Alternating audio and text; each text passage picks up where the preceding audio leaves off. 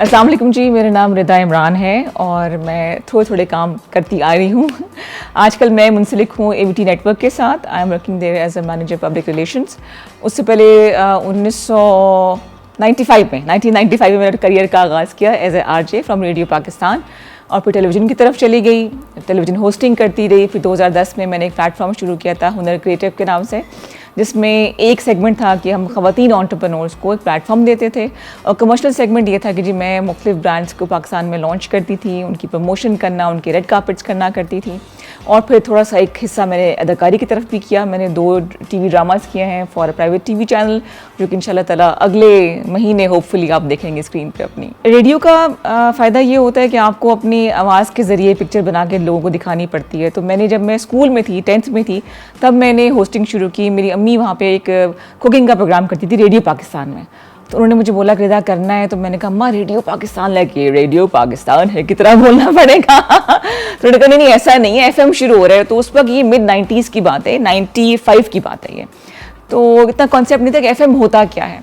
तो फिर मैंने एंजॉयमेंट करने के लिए जैसे कुछ लर्निंग एक्सपीरियंस होगा, प्लस 10th की छुट्टियां बहुत लंबी होती हैं, तो मैंने कहा सर से उतरे मेरे जाए कुछ काम शाम करे। तो मैंने वहाँ पे फिर काम करना शुरू किया and I enjoyed it more than television. वहाँ ज़्यादा मज़ा आता है। टीवी ये मेरे ब्लड में शामिल है और मेरे ख्याल से मैं अपनी फैमिली की वाहिद वो एक बागी किस्म की गंदी बच्ची हूँ जो कि इस तरफ आ गई है। मेरे वालिद का ताल्लुक पाकिस्तान टेलीविज़न से रहा और जब मैं छोटी थी तो मेरा काम होता था कि अबू के बच्चों के प्रोग्राम में जाके ऑडियंस में बैठ जाना, उनको मुफ्त के मशवरे देना और उनसे डिस्कस करना। तो उनको पता था कि इसने इस तरफ आना ही आना है। लेकिन वो एक सोच होती है ना कि शादी के बाद कर लेना, अभी तुम बस पढ़ाई करो, अच्छा रिश्ता मिलेगा तो फिर उसके गले डाल के फ्री जो काम करना है करे। तो मैंने पहले काम शुरू किया था तकरीबन शादी के बाद ही मैंने पहले होस्टिंग शुरू की थी। पहले मैं कैजुअली काम करी थी, फिर जब मेरी बेटी हो गई तो मैंने फिर स्क्रिप्ट राइटिंग करनी शुरू कर दी, बिकॉज एकदम से मुझे अलाउ नहीं किया गया कि टीवी के सामने मैं आऊँ ना। लेकिन वो शौक तो था कि काम तो मैंने करना ही करना है। तो आहिस्ता आहिस्ता फिर टीवी के सामने आई, होस्टिंग की, स्क्रिप्ट राइटिंग की और भी रिसेंटली मैं फिर एक्टिंग की तरफ आ गई। तो वो मेरे ख्याल से वो एक होता है ना कि बेहतर से बेहतर की तलाश ने मुझे फिर टीवी के सामने तक लाने का मौका दिया। और करंटली मैं 2 शोज़ कर रही हूँ, K2 TV के साथ करी हूँ। उससे पहले ATV से मैं मॉर्निंग शो करती रही हूँ, 2 साल मैंने वो किया और अब बिहाइंड द कैमरा भी काम कर रही हूँ, in front of the camera भी काम कर रही हूँ। बस एक्टिंग में मसला ये कि बहुत टाइम कंज्यूमिंग होता है। मैंने अभी 2 प्लेस किए हैं और फॉर्चुनेटली मुझे मौका मिला एक बहुत बड़े फिल्म स्टार के साथ काम करने का। मैंने पहला सीन उनके साथ किया था, लेकिन मेरे साथ मसला ये कि मेरा जो कंसंट्रेशन का स्पैन है वो बहुत छोटा है। अब फटाफट मैंने कोई मॉर्निंग शो करना था या अगर मैं अभी भी कोई प्रोग्राम करूं तो मैं 1-2 मिनट बड़ा अच्छा बोल लूँगी, उसके बाद मैं जोन आउट कर जाती हूँ, मुझे देखूंगी उधर देखूंगी ये मसला होता है मेरे साथ। तो एक्टिंग में आपको एक सीन के लिए पूरा दिन वेट करना पड़ता है, फिर आपको उसी एनर्जी के साथ दोबारा आना पड़ता है।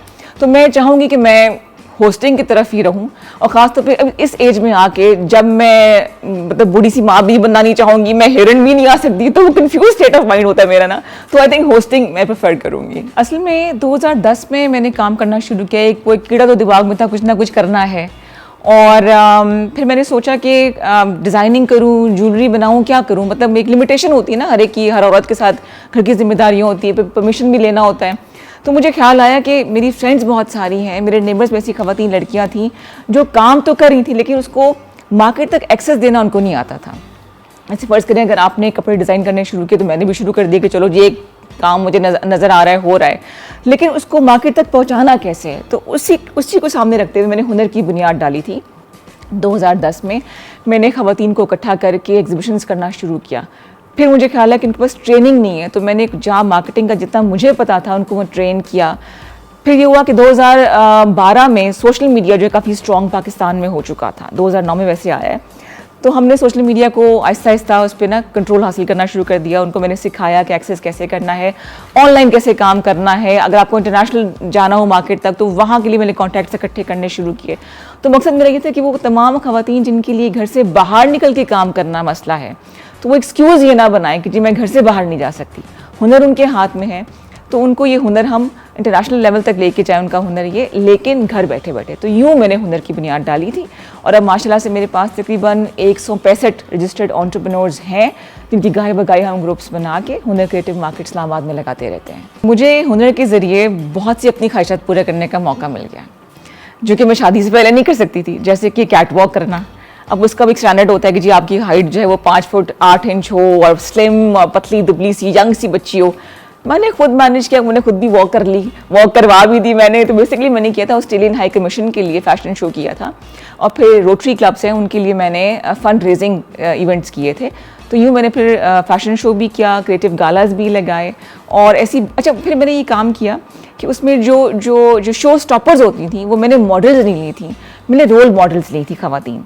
जैसे कि बहुत ही ऐसी खवातीन जिन्होंने कभी घर से बाहर निकलने का मौका नहीं, लेकिन वो काम करिए, बड़ी बहादुरी के साथ काम करी हैं, तो उनको मैं लेकर आई थी। तो मेरे हर इवेंट में, चाहे वो कमर्शियल इवेंट हो, चाहे फैशन शोज़ हो, चाहे टॉक शोज़ हो या मेरी मोटिवेशनल टॉक्स हो, मैं कोशिश करती हूँ इन खवातीन को मौका दिया जाए जिनको मौके नहीं मिलते। तो समझे कि वो भी मैंने वुमेन एम्पावरमेंट के चक्कर में ऐसी खवातीन को सामने फैशन शोज़ में भी लेकर आई थी। और पहली दफ़ा आप अंदाज़ा कर लें कि उनको क्राउड का फेस करना उनको कैसा लगा होगा, प्लस अपने घर वालों को बता के आना कि जी मैं ये काम कर रही हूँ, तो वो मेरे साथ साथ चलता रहा। तो दैट्स हाउ मैं मर्ज कर देती हूँ अपने तमाम कमर्शियल इवेंट्स को विमेन एंटरप्रेन्योर्स के साथ। तो it was a wonderful experience. मैंने बड़े कॉन्ट्रास्टिंग लोगों को फैमिलीज़ को देखा है। एक तो वो हैं जो खवातीन डोमिनेट कर रही होती हैं, काम करना है, बिजनेस हेड्स होती हैं, घर को भी देख रही हैं, बड़े बड़े फैसले वो कर रही होती हैं और बड़े ऐसे तरीके से वो कर रही होती हैं। एक वो होती हैं जो कि बेचारी डरी सहमी बैठी रहती हैं, उनकी फैमिली वाले उनको सपोर्ट नहीं करते हैं। तो मेरे ख्याल से ये दोनों तरफ से होता है। कहीं पे भाई बहुत सपोर्टिव होते हैं, कहीं भाई घर से बाहर निकलने नहीं देते, कई खवातीन जब बाहर आती हैं तो उन्हें खवातीन ही पीछे लेके जाती हैं, वही टांगे खींच रही होती हैं, वही बुराइयां कर रही होती हैं। हालांकि मुझे ये लगता है कि मेरे साथ जो मेरे मेल कॉलीग्स हैं मैं उनसे बड़ी इजीली बड़े आराम के साथ काम कर लेती हूँ, लेकिन जो खवातीन मेरे साथ काम करती है जब बाहर निकलूंगी तो वह मेरी बुराइयां कर रही होती हैं। तो ये आदत की बात है, इसका ताल्लुक जेंडर से नहीं है। मैं मेरे ख्याल से अब तक इस छोटी सी ज़िंदगी जो मैंने गुजारी है अब तक, ये इतनी जल्दी भाग रही है, वो सारे अपने जो पर्सनालिटी थे के एस्पेक्ट्स थे वो एक्सप्लोर ऑलमोस्ट कर लिए हैं। ये नहीं पता कल कोई नया आइडिया मेरे जहन में आ जाए। एक मेरी ख्वाहिश है थिएटर करने की, तो वो ज़रूर करूँगी, वो भी स्ट्रेट थिएटर मैंने करना है। गलियों में जाके खवातीन के लिए काम करने का बड़ा दिल करता है कि मैं करूं। बच्चों के लिए खास तौर पे जो सेक्सुअल अब्यूज़ बच्चों के साथ होता है, उसके लिए जब से मैं माँ बनी हूँ तो जहाँ मैं अपने आप को बहुत स्ट्रॉन्ग समझती हूँ वहाँ कमज़ोर भी बहुत समझती हूँ, क्योंकि मुझसे बच्चों की तकलीफ़ नहीं देखी जाती है। मुझे लगता है कि बच्चों पे जो जुल्म है वो जैसे कहते हैं ना कि क़यामत खुद बताएगी क़यामत क्यों ज़रूरी थी, वो हालत होती है कि क्यों बच्चों के साथ जुल्म होता है।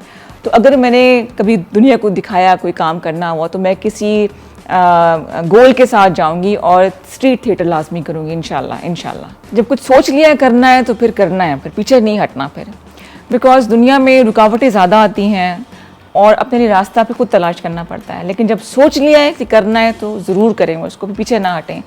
जब हम गुमान भी अच्छा करते हैं ना तो फिर हमें रास्ते भी वैसे ही मिलते हैं। और वो खवातीन जो कुछ बन चुकी हैं तो वो फिर उन पर जिम्मेदारी ये आती है कि वो बाकी आने वाले लोगों के लिए जेंडर से हट के दूसरों के लिए आसानियाँ दें। I totally believe in this कि जब हम दूसरों के लिए आसानियाँ देते हैं तो कुदरत हमारे लिए रास्ते खोलती है।